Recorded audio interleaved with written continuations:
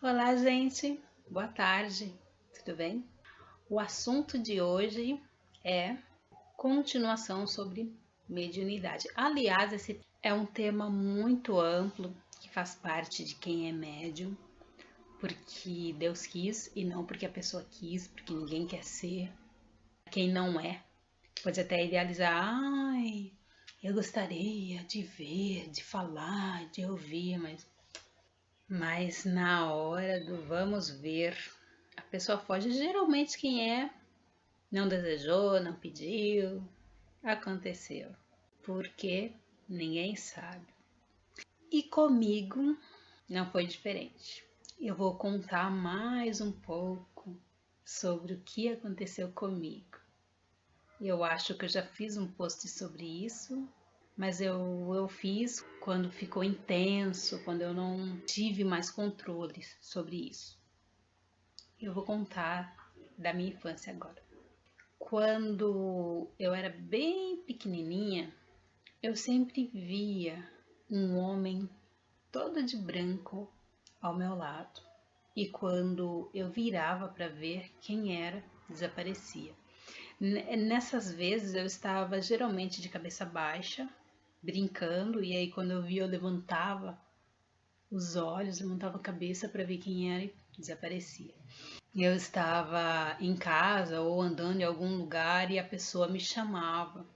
E aí eu virava para ver, não tinha ninguém. Às vezes a pessoa gritava o meu nome e eu virava, não tinha ninguém. Às vezes eu estava dormindo e a pessoa gritava para eu acordar e eu acordava e não tinha ninguém. E desde pequenininha, eu não sei precisar, muito pequenininha, eu sempre tive um sonho, que eu ia para um lugar, tinha um jardim enorme, onde tinha rosas, tudo quanto é tipo de flores. Mas eu me lembro das rosas, que eram muito lindas, eram rosas vermelhas, muito lindas, linda, linda mesmo. E toda vez eu saía do meu corpo e ia para esse lugar. Até que um dia eu cheguei lá e estava tudo destruído, queimado, pegando fogo, como se tivesse havido uma guerra ali. Uma guerra muito, muito, muito grande, muito intensa, destruiu tudo, tudo, tudo. E uma pessoa pulou em cima de mim e começou a tentar me matar. E aí apareceu essa pessoa que eu sempre via, me tirou de lá e conversou comigo. Falou assim: você não vai mais voltar aqui porque você é muito pequenininha e ele vai matar você. Então você tem que ficar escondida até ser revelada. Vai lutar com o demônio e vai ter que vencê-lo. E eu não vou poder intervir. Eu vou apenas te observar. E ele acrescentou também que eu deveria estudar e me preparar para o grande dia.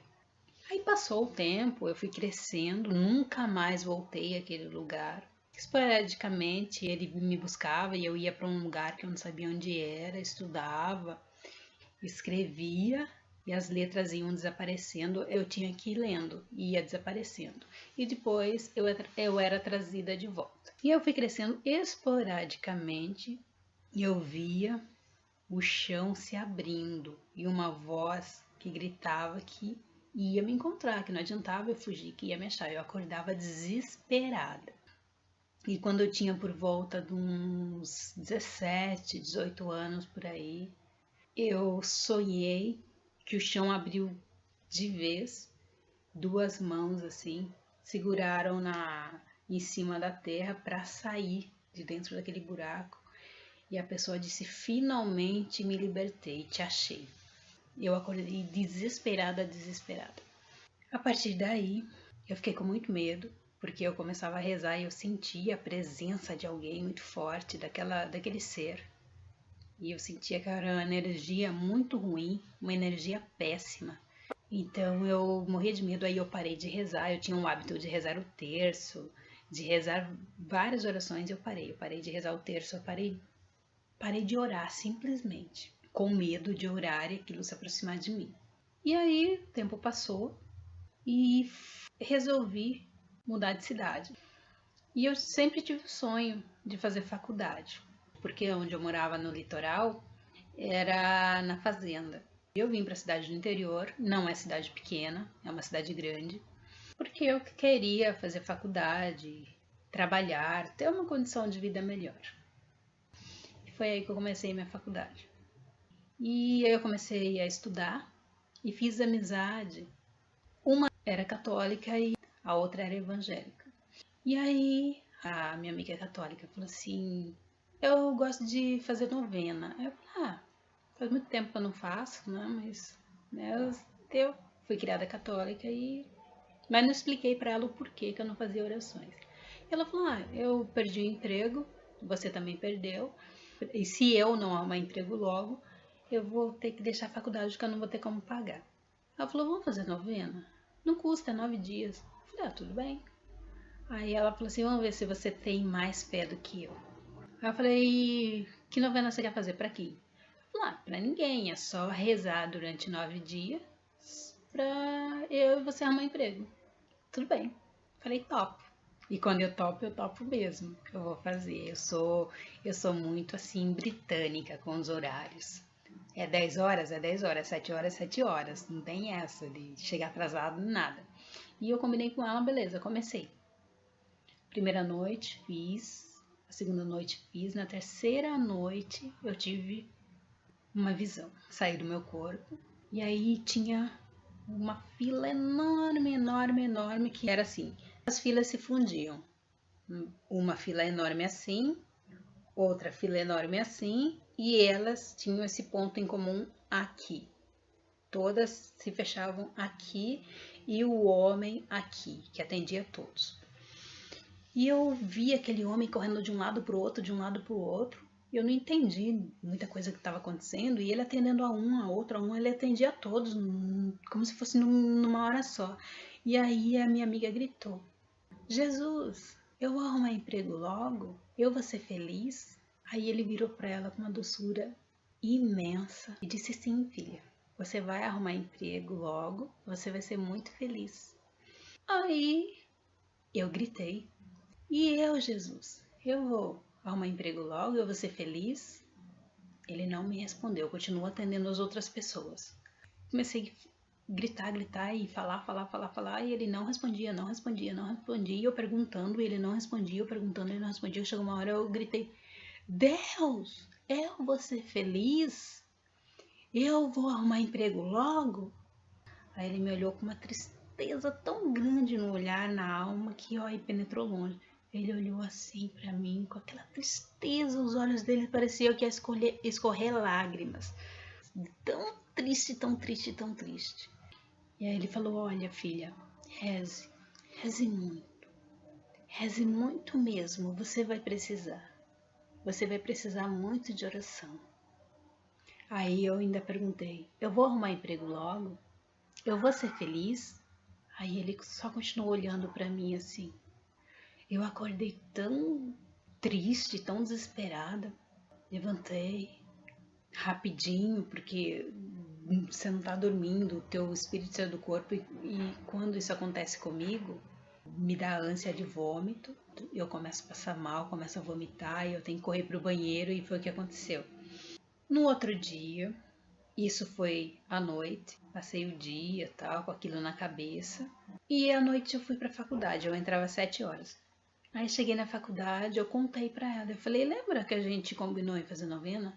Ela falou: lembro, mas é o terceiro dia. Eu falei: então, eu vi Deus. Ela falou: o quê? Eu falei: eu vi Deus. E aí estávamos nós duas e tinha duas filas, uma enorme assim, a outra assim, e Deus estava na frente atendendo todo mundo. Aí você perguntou para ele se você ia arrumar emprego, se você ia ser feliz. E aí ele falou que sim, que você ia arrumar um emprego logo, ia ser feliz sim. E aí eu perguntei: e eu? Eu vou arrumar um emprego logo, eu vou ser feliz? E aí ele me olhou com uma tristeza profunda, não me respondeu nada. Eu comecei a insistir. E aí ele só pediu para eu rezar, falou que eu ia precisar muito, muito, muito. E aí ela falou: nossa, foi sonho, não foi? Aí eu falei: foi. Eu vi, eu falei. Né, a outra amiga da gente, evangélica, a mãe dela é pastora. Aí ela falou: nossa, isso nunca aconteceu comigo, que coisa estranha. Eu vou perguntar pra minha mãe, que é pastora. Aí tudo bem. Ela falou que eu fiquei muito impressionada, que eu vi e tal. A mãe dela falou pra eu desencanar, que eu não tinha visto não, que era coisa, sei lá, que às vezes acontece, a gente fica impressionado, mas que eu não ligasse que não ia acontecer nada, que eu ia arrumar emprego sim, e que eu ia ser feliz sim, que era coisa da minha cabeça que eu desencanasse. Passou. Na segunda, a minha amiga chegou falando que tinha arrumado emprego. Era uma locadora. Tava toda contente, eufórica. Ela, nossa, eu tava explodindo de felicidade de arrumar emprego. E aí eu, sabe quando dá aquele, meu Deus, se cumpriu. Ela arrumou. E aí eu fiquei quieta. Aí passou. Ela falou que a amiga ia sair no dia seguinte, ela já ia levar a carteira e aí a amiga ia treinar que ela ia ficar no lugar da amiga dela. Aí isso foi na segunda, na terça ela foi, na quarta eu perguntei se estava tudo bem, ela disse que sim. Quando foi na quinta-feira, eu acordei com aquele barulho no meu ouvido. Tinha muita gente falando ao mesmo tempo. Não parava de falar. Nossa, eu não entendia o que estava acontecendo, sabe? Parecia uma cena do filme do X-Men. A Jean Grey, que ouvia tudo, aquela confusão na cabeça. Era assim, exatamente como ela ouvia que eu ouvia. Exatamente como ela ouvia, aquela confusão, muitas pessoas falando, eu não conseguia entender nada, eu não conseguia entender quem falava o quê. Era uma loucura. Comecei a sentir dor de cabeça, dor no ouvido, dor nos olhos, parecia que meus olhos iam saltar. Comecei a sentir gosto, comecei a sentir cheiro do nada. Eu começava a sentir os cheiros mais bizarros, cheiro de perfume, não tinha ninguém perto de mim. Eu começava a sentir cheiro de esgoto, não tinha ninguém perto de mim. Eu começava a sentir cheiro de xixi muito forte, não tinha ninguém. Eu sentia os cheiros mais bizarros da face da terra e não tinha ninguém. Começou a doer esse nervo da minha garganta, né? A garganta começou a doer aqui.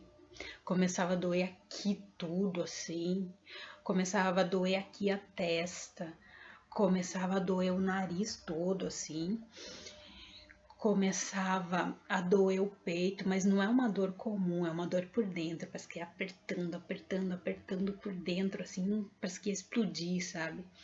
Começava a doer o peito, assim por dentro aqui, começava a doer a barriga. Eu comecei a ficar enjoada, comecei a vomitar do nada, eu comecei a sentir tontura, eu caía, se não tivesse nada para eu me apoiar, eu caía. Comecei a minha vista começou a ficar turva. Eu tava assim normal, conversando com as pessoas, daqui a pouco começava a embaralhar tudo, assim, embaralhar, e eu tinha que ficar assim, quieta. Aí e eu começava a ficar fraca, eu não aguentava. Começava a dar enjoo e a cabeça começava a rodar, e eu tinha que deitar, onde eu estivesse. Se eu estivesse na rua, se eu estivesse em casa, eu simplesmente deitava no chão, porque o único jeito de passar aquilo era deitado. E assim foi. E eu comecei a sentir gosto, eu sentia os gostos mais bizarros da face da terra. Minha língua começava a se mexer sozinha, minha boca começava a se mexer sozinha, eu sentia, sabe? Parece que a pessoa estava escovando o dente, só que eu não estava escovando nada, e eu sentia, assim, eu sentia a pessoa comendo, só que eu não estava comendo, eu não estava comendo nada. E eu comecei a perder peso, comecei a definhar, e fui parar no neuro. Ele olhava bem na minha cara assim e perguntava: Você é agressiva? Eu: Não, sou não, senhor. Você bate nas pessoas? Não, bato não, senhor. Bate sim, você é agressiva sim? Não, não sou. Tem algum louco na sua família? Não sei, não conheço minha família. Só conheço a família da minha mãe, do meu pai não conheço. Na família da minha mãe não tem ninguém. Você... Ai, eu nem lembro. Ele fez tanta pergunta e aí no final falou: Você é doida? Eu: Não, sou não. Aí ele: Olha, o que você tem é esquizofrenia. Se você não tomar remédio, você vai começar a matar as pessoas. Aí eu, tá. E aí eu comecei a tomar os remédios. Eu tomei Aldol, acho que era alguma coisa AOL. Eu tomava uns 4, 5 medicamentos. Ele me deu levedura de cerveja, deu um monte de coisa, porque eu precisava ganhar peso, porque eu estava abaixo do peso e não podia ficar. E aí eu tomei tudo isso, e aí eu comecei a inchar, vixe. Não tem nenhuma foto dessa época, devo ter Se eu tirei alguma, eu rasguei. E aí fui tomando. E detalhe, o médico escrevia e eu via ele escrevendo, via uma outra pessoa escrevendo junto com ele. Eu via duas mãos, a mão do médico e a mão de uma outra pessoa escrevendo. E eu olhava porque eu tenho a mania de olhar no olho das pessoas. Eu olhava pro olho do médico, olhava para a mão, tava só ele, mas duas mãos escrevendo junto com ele. E eu não contei isso, nem ia contar, eu não era doida, ele já tava me chamando de doida, você acha? Você acha que eu ia contar, né? E aí foi. Então eu não vou me alongar mais, porque a outra parte eu tenho certeza que eu já contei. Aí eu decidi parar de tomar o remédio sozinha, porque eu achei um desaforo, porque eu via que não era loucura nenhuma que acontecia, né? Pessoas me pegando, pessoas me beliscando, me machucando, falando palavras de baixo calão, enfim. Aí eu fui numa psiquiatra e ela me alertou referente à dignidade e eu precisaria desenvolver, não desenvolvi e tive uma recaída de novo.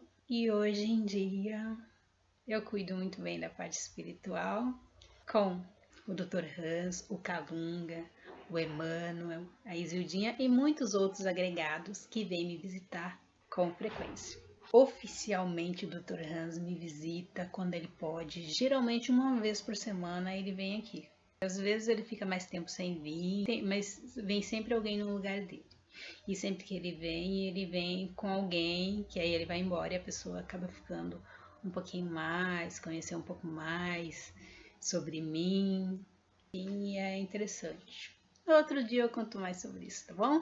Se você gostou desse post, curta, comente, divulgue em suas redes sociais. E até a próxima. Beijo, tchau!